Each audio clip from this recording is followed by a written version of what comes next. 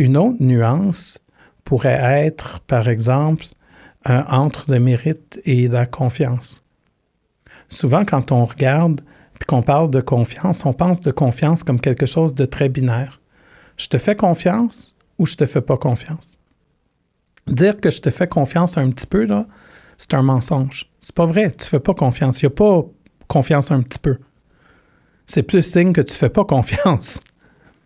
Puis il y a des gens qui voient ça comme ça. Quand on regarde au niveau du mérite, le mérite, ça devient plus quelque chose autour de j'ai pas nécessairement confiance, mais je sais que cette personne-là a certaines compétences. Je sais que cette personne-là a certaines capacités à faire des choses. Puis que la personne est très bonne à faire ces choses-là. Donc, sans confiance, je peux te laisser faire.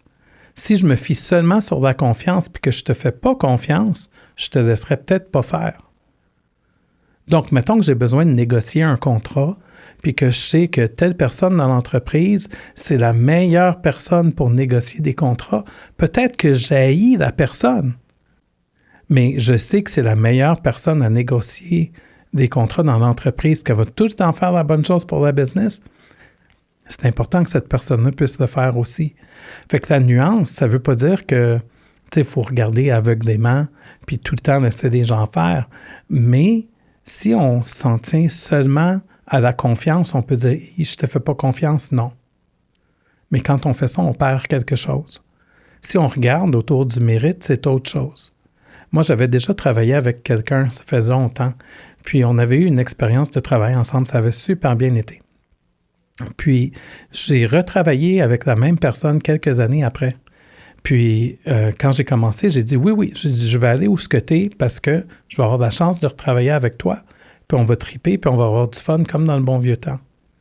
Mais j'ai réalisé bien assez vite quand le temps qu'on a travaillé ensemble, puis là, la personne avait changé. Puis au début, pour avoir des conversations difficiles avec des équipes de gestion, je m'accotais beaucoup sur la personne. Parce que je ne me sentais pas, moi, capable de le faire.